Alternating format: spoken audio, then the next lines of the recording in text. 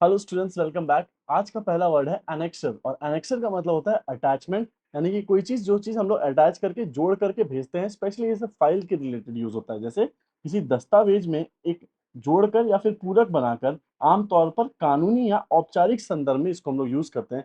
फिर N addition, कोई चीज एडिशन है, एक्स्ट्रा है, मेन चीज के अलावे है, उसमें ऐड करके दिया गया है, उसको सप्लीमेंट किया गया है टू अ डॉक्यूमेंट। जैसे हम लोग मेल भेजते हैं ना, यहाँ इसमें हम लोग एक एनेक्सर लगा दे रहे हैं, एक अटैचमेंट लगा दे रहे हैं, तो बस वही होता है। ठीक है, ऑफन यूज्ड इन लीगल या फिर फॉर्मल कॉन्टेक्स्ट। एग्जांपल देखते हैं। The contract included an annexure detailing the payment terms. एक कॉन्ट्रैक्ट में एक थोड़ा सा एक्स्ट्रा डिटेल है, थोड़ा एक्स्ट्रा अटैचमेंट, इससे पता चलता है कि पेमेंट कैसे करना है। वैसे ही the annexure to the report contain additional statistics. Annexure में एक्स्ट्रा जो अटैचमेंट है उसमें एक्स्ट्रा डिटेल्स ऐड किया हुआ है। ठीक है, स्टैटिस्टिक्स के बारे में। वैसे please refer to the annexure for further information. Please जो अटैच डॉक्यूमेंट है ना, उसको आप देख लेना, सो दैट एक्स्ट्रा इन्फॉर्मेशन आपको मिल जाए। ठीक है, तो एनेक्सर का मतलब ये होता है एडिशनल इन्फॉर्मेशन, एक तरह से एडिशनल या फिर अटैच्ड इन्फॉर्मेशन। ओके, चलो इसके सिनोनिम्स होंगे अटैचमेंट जो कि जुड़ा हुआ हो, अपेंडिक्स उसमें जोड़ के लगाया हुआ, अपेंडिक्स याद रखना, एडेंडम ऐड किया हुआ, काफी सिंपल है, सप्लीमेंट मेन चीज के अलावे उसको पूरा करने के लिए सप्लीमेंट होता है ना। फिर एनेक्स, एनेक्सचर का एनेक्सर से बना है एनेक्स, और इसमें आप बस इतना याद रखना। ठीक है, इससे ज्यादा कोई याद मत रखना। और उसके ऑपोजिट हो जाएंगे मेन बॉडी, तो अटैच्ड चीज नहीं रहेगा, उसके अलावा जो मेन बॉडी रहेगा, जो पूरक रहेगा, प्राइमरी चीज रहेगा, प्रिंसिपल या फिर मेन डॉक्यूमेंट, सेंट्रल केंद्रीय, कोर सबसे मुख्य, हेडलाइन, ओवरव्यू या फिर समरी। तो इसके ऑपोजिट वर्ड्स हो गए। तो एनेक्सर का मतलब होता है अटैचमेंट। ठीक है, चलो नेक्स्ट वर्ड है, और वो नेक्स्ट वर्ड है अनाइहिलेट। और अनाइहिलेट का मतलब होता है किसी चीज को पूरी तरह से बर्बाद कर देना, तहस नहस कर देना। अनाइहिलेट का मतलब ये होता है पूरी तरह से नष्ट कर देना या फिर समाप्त कर देना, एकदम खत्म कर देना। टू डिस्ट्रॉय कंप्लीटली और वाइप आउट समथिंग, जड़ से हटा देना। तो the army's attack seemed to annihilate the enemy forces. ठीक है, आर्मी के अटैक से एकदम लगा कि दुश्मन फोर्स तो खत्म ही होने वाला है। The storm threaten to annihilate everything in its path. तो जो स्टॉर्म आया था ना, इतना खतरनाक स्टॉर्म था, ऐसा लगा कि वो सबको खत्म करके उड़ा के चला जाएगा। वैसे the new policies could annihilate the existing law. जो नया पॉलिसी आ रहा है उसके कारण पुराने जो लॉज है वो पूरी तरह से खत्म हो जाएंगे, नष्ट हो जाएंगे, अनाइहिलेट हो जाएंगे। ठीक है, तो इसके सिनोनिम्स होंगे डिस्ट्रॉय कर देना किसी को, ऑब्लिटरेट एकदम लिटरेट मतलब लिखा हुआ चीज को हटा देना, एकदम एकदम उसका कोई नामो निशान नहीं छोड़ना, ऑब्लिटरेट कर देना। एक्सटर्मिनेट करना मतलब एंड कर देना, समाप्त करना। इरेडिकेट करना, इरेडिकेशन ऑफ पोलियो आपने सुना है, इरेडिकेशन मतलब होता है जड़ से किसी को हटा देना। वाइप आउट कर देना है उसको एकदम, डेसिमेट करना, डेवास्टेट कर देना, डेवास्टेशन लेकर आ जाना, तबाही लेकर आ जाना। एनाहिलेट फिर से आ गया, क्रश कर देना, खत्म करके डिमोलिश कर देना। किसी बिल्डिंग ये सबको डिमोलिश करते हैं ना, ध्वस्त कर देते हैं, तो वही हो गया किसी चीज को खत्म कर देना कंप्लीटली। और यही इसका जस्ट उल्टा क्या होगा, किसी चीज को आप बर्बाद नहीं करोगे बल्कि आप उसको क्रिएट करोगे, बनाओगे, बिल्ड करोगे, प्रिजर्व करोगे, संरक्षण करके रखोगे, उसको रिवाइव करोगे, वापस से बना दोगे, रिस्टोर करोगे, उसको बचाओगे, प्रोटेक्ट करोगे, नर्चर करोगे और उसको मेंटेन करोगे। ठीक है, अनाइलेट का मतलब होता है बर्बाद करना, और ये सारे उसके ऑपोजिट वर्ड्स है। चलो, तो अभी तक हमने देखा नेक्स्टर जिसका मतलब अटैचमेंट था, और अनाहिलेट मतलब बर्बाद करना। नेक्स्ट वर्ड है अनॉय। और अनॉय का मतलब होता है किसी को बहुत बुरी तरह से परेशान कर देना। जो जो लोग रिलेशनशिप्स में होंगे वो तो जरूर इससे रिलेट कर पाएंगे कि कितने अनोइंग होते हैं ऐसे लोग। ठीक है, तो चिढ़ाना, किसी को बार बार परेशान करना या फिर असहज बना देना। ठीक है, टू इरिटेट समवन या बॉदर समवन रिपीटेडली, बार बार, या फिर कॉज अ माइल्ड एंगर, गुस्सा दिला देना, डिस्कम्फर्ट दिला देना।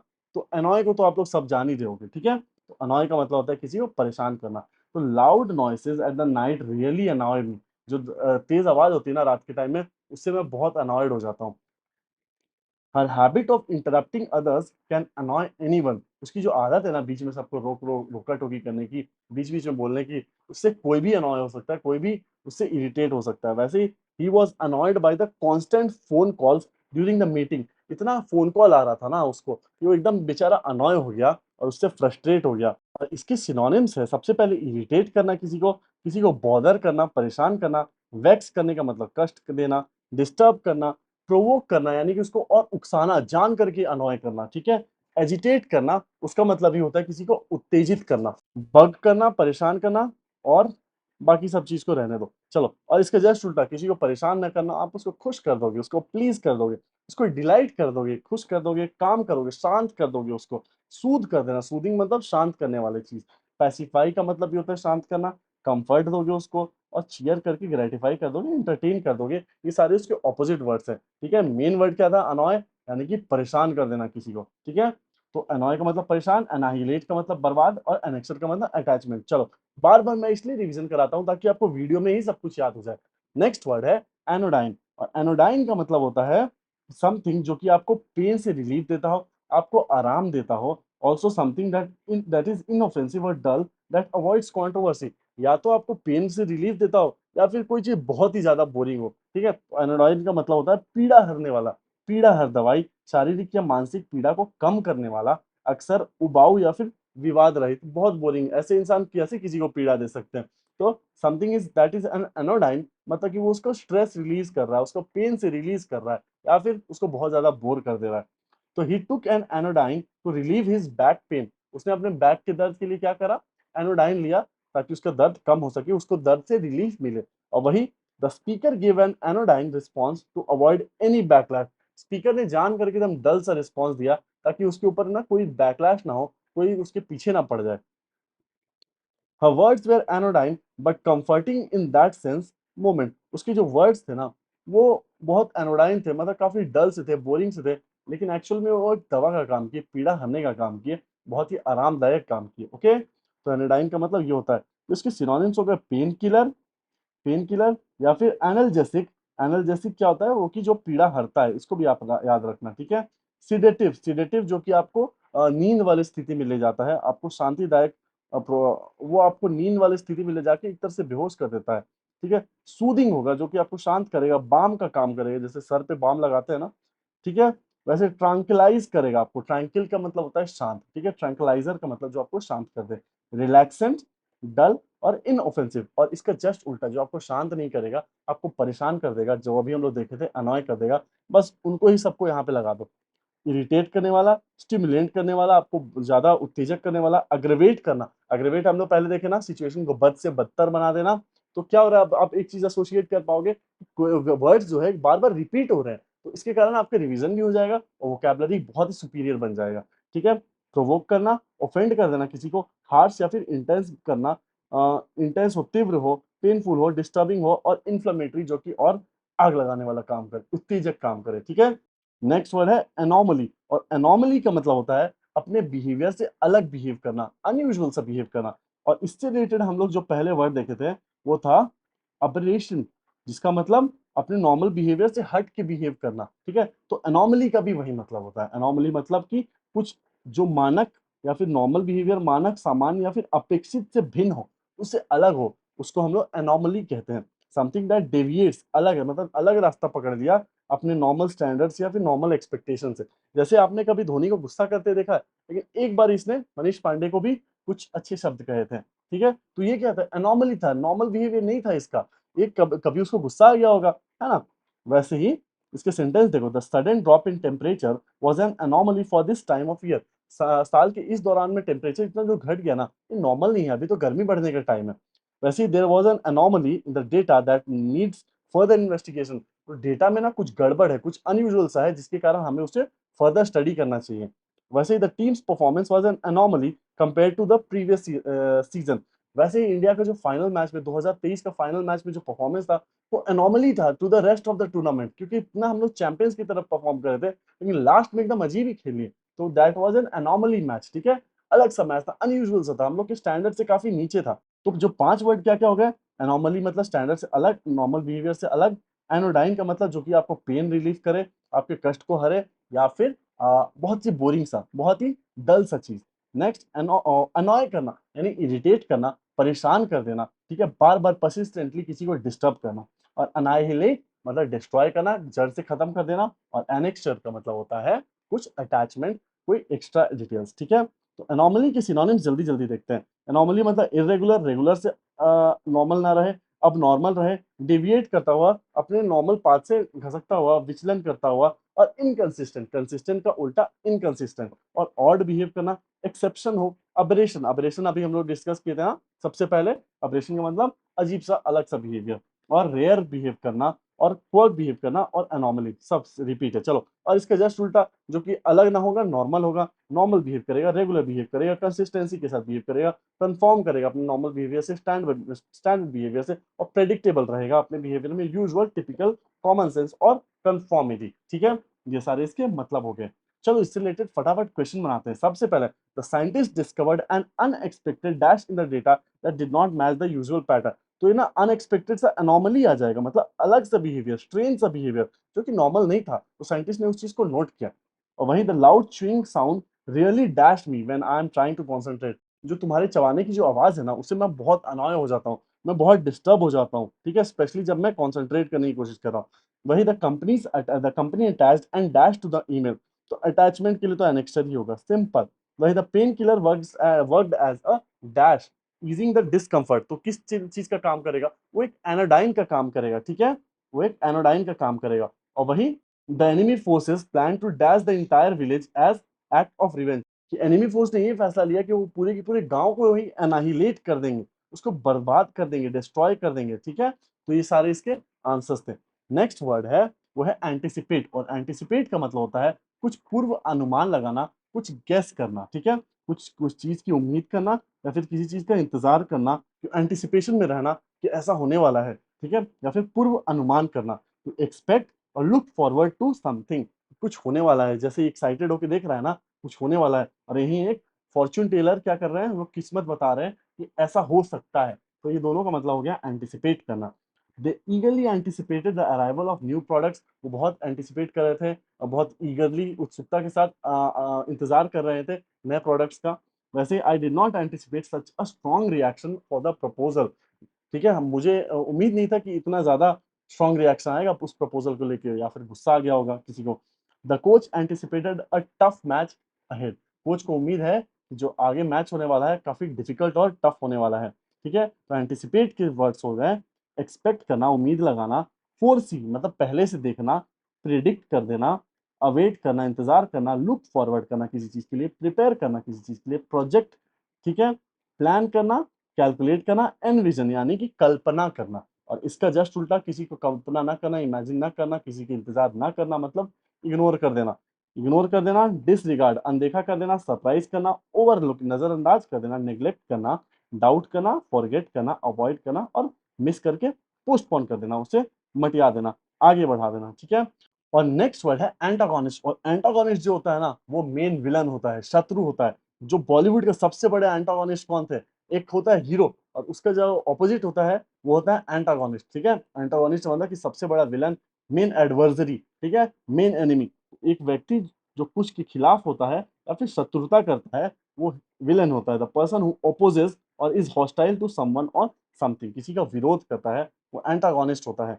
In the novel the antagonist was a ruthless businessman. एक बिजनेसमैन ही एंटागोनिस्ट का काम कर रहा था नॉवेल में। वैसे the antagonist in the movie created a constant obstacle for the hero. Antagonist होता है वो हीरो के लाइफ में लगातार रोड़ा डालने की कोशिश कर रहा था। और वैसे ही she played the role of the antagonist in the school play. वो एक एंटागोनिस्ट का रोल प्ले की स्कूल प्ले में, मतलब एक विलन का रोल प्ले की, ठीक है। तो ओपोनेंट होगा, राइवल होगा, एनिमी होगा, फो यानी कि एनिमी पहले भी हम लोग देख चुके हैं। ये सारे वर्ड्स हम लोग एडवर्सरी में देखें, तो आप एक चीज ध्यान देना, अगर आपने एडवर्सरी भी ढंग से किया है ना, तो ये सारे वर्ड्स आपको याद हो गए होंगे। तो ये कमाल है एंटो और साइनो का। स्टार्टिंग के वर्ड्स को अच्छे से कर लो, तो आगे वाले सारे भी वर्ड्स होते हैं, सारे इजिली आपके निकल जाएंगे, ठीक है। तो विलन अपोज करने वाला, चैलेंजर होगा ट्रबल मेकर या डिट्रैक्टर। तो एंटागोनिस्ट होता है दुश्मन, और इसका जस्ट उल्टा वर्ड होता है प्रोटैगनिस्ट। तो प्रोटैगनिस्ट होता है हीरो, नायक, ठीक है। जैसे नायक का हीरो प्रोटैगनिस्ट, और ये एंटागोनिस्ट, एकदम बढ़िया साउंड कर गया ना, एकदम मैच कर गया। तो हीरो, एलाई, फ्रेंड, कंपेनियन यानी कि साथी, सपोर्टर, एडवोकेट, एडवोकेट का मतलब आपका समर्थक, ठीक है, और डिफेंडर, चैंपियन, और प्रोटैगनिस्ट। तो ये सारे वर्ड्स हो गए इसके ऑपोजिट। तो अभी क्या क्या अभी तक हमने देखा? एंटागोनिस्ट का मतलब विलन देखा, एंटिसिपेट का मतलब अनुमान लगाना, एनॉमली का मतलब अनयूजुअल बिहेवियर, अपने नॉर्मल मानक से अलग बिहेव करना, एनोडाइन का मतलब कि आपको जो सूट करे, आपको रिलीफ दे, पेन रिलीफ का काम करे। और वही अनॉय करने का मतलब होता है परेशान करना, अनाहिलेट मतलब डिस्ट्रॉय कर देना, और एनेक्स्चर का मतलब होता है, एनेक्स्चर का मतलब होता है अटैचमेंट, ठीक है। चलो, तो नेक्स्ट वर्ड है एंटिक्विटी। और एंटिक्विटी का मतलब होता है प्राचीनता, प्राचीन समय की वस्तुएं या फिर विशेष रूप से ऐतिहासिक महत्व वाली, ठीक है। ओल्ड, बेसिकली ओल्ड चीज, जैसे आपने सुना होगा ना एंटिक्स। एंटिक्स, तो एंटिक्स वो सामान होते हैं जो कि बहुत ही प्राचीन होते हैं, बहुत ही एंशिएंट सिविलाइजेशन के होते हैं, ठीक है। तो एंटिक्विटी का मतलब होता है प्राचीनतम चीज, the ancient past, specially the period before the middle ages, ठीक है। The museum is filled with antique artifacts from the antiquity. तो म्यूजियम में ना भर भर के पुराने सामान रखे हुए हैं। वैसे the ruins of the ancient city date back to the antiquity. जो पौराणिक सिटी है उसके जो अवशेष है वो बहुत ही पुराने हैं, एंटिक्विटी के टाइम से है। वैसे the study of the antiquity reveals the evolution of human civilisation. तो हम लोग एंटिक्विटी को पढ़ने से पता चलता है कि ह्यूमन सिविलाइजेशन कैसे इवॉल्व किया, आज हम लोग कैसे यहाँ तक पहुंचे हैं। तो इसके सिनोनिम्स हो गए ancient time, history, relics, antiquities, old days, olden days, classical era, पुराना, बहुत इजी जो। और इसका जस्ट उल्टा वर्ड इसको याद रखना, मॉडर्न जो हो, प्रेजेंट, न्यूनेस, नयापन, यूथ, कंटेम्प्ररी, ठीक है, समकालीनता, जो अभी नया जो चीज चल रहा है, इनोवेशन, नोवेलिटी, नई चीजें, करंट, प्रोग्रेस या फिर एडवांसमेंट, ठीक है। एंटिक्विटी के सारे ऑपोजिट है, और एंटिक्विटी का मतलब होता है पौराणिक या फिर बहुत पुराना चीज। चलो नेक्स्ट वर्ड है एंजाइटी। और एंजाइटी का मतलब होता है बहुत ज्यादा चिंता करना, बहुत फिक्र करना, और उसके कारण जो लोग नर्वस हो जाते हैं वो होते हैं एंशियस हो जाते हैं, वो लोग एंशियस हो जाते हैं। तो चिंता करना, किसी निश्चित या फिर संभावित खतरे के बारे में घबराहट या फिर बेचैनी की भावना, बिल्कुल परेशान हो जाना। ये देखो एंजाइटी आ गया, इसको एंजाइटी अटैक हो गया, बहुत परेशान हो गए लोग, ठीक है, ये लोग एंशियस हो गए हैं। The feeling of worry, nervousness और unease about something with an uncertain outcome, कि पता नहीं क्या होने वाला है, इस चीज की जो घबराहट हो जाती है ना, उसे हम बोलते हैं anxiety. So she felt a lot of anxiety before her board exams. His hands were shaking with anxiety during the interview. The meditation helps reduce anxiety and brings peace of mind. Anxiety का मतलब होता है घबराहट, बेचैनी, और antiquity का मतलब होता है पौराणिक चीजें, बहुत पुरानी। एंटागोनिस्ट का मतलब होता है विलेन, और एंटिसिपेट का मतलब होता है अनुमान लगाना। तो इस एंजाइटी के सिनोनिम्स हो गए वरी करना, चिंता करना, नर्वसनेस होना, अनईज, बेचैनी वाली स्थिति, एप्रीहेंशन मतलब आशंका की स्थिति, टेंशन, फियर, ड्रेड यानी कि भय, रेस्टलेसनेस मतलब कि अशांति की स्थिति, आप जब रेस्ट नहीं कर पाते हो, बेचैन हो जाते हो, पैनिक करने लग जाते हो, आप बहुत परेशान हो जाते हो, पैनिक हो जाते हो, और डिस्ट्रेस में रहते हो, आप कष्ट में रहते हो।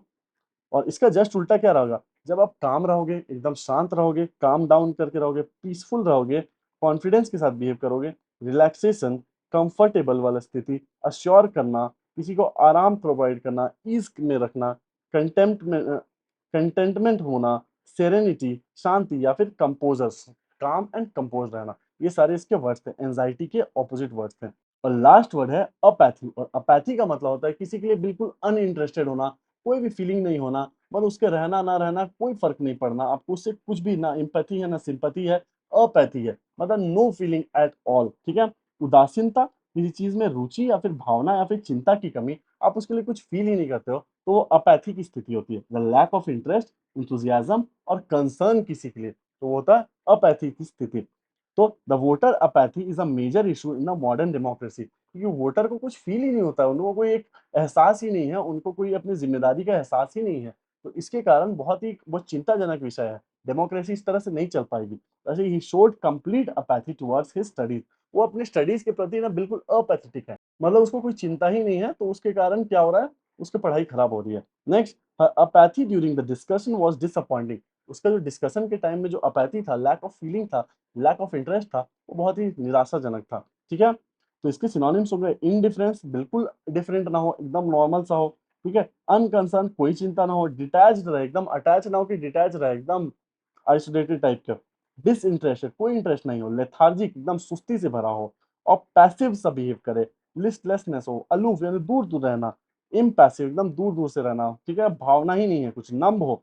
और इसका जस्ट उल्टा, अगर आप अपैथिक नहीं हो, आपने बल्कि आपको उसमें इंटरेस्ट हो, बहुत ही ज्यादा इंटरेस्टेड रहे, आपको कंसर्न हो उस चीज के, इंथुजियास्टिक रहो, पैशन हो, एक्साइटमेंट हो, केयर हो आप चीज उस चीज के लिए, सेंसिटिव फील करो, जील हो, उत्साह हो, ईगर हो, और इन्वॉल्वमेंट हो। तो अपैथी का मतलब था लैक ऑफ इंटरेस्ट, कोई भी रुचि ना हो। और वही एंजाइटी का मतलब था परेशानी।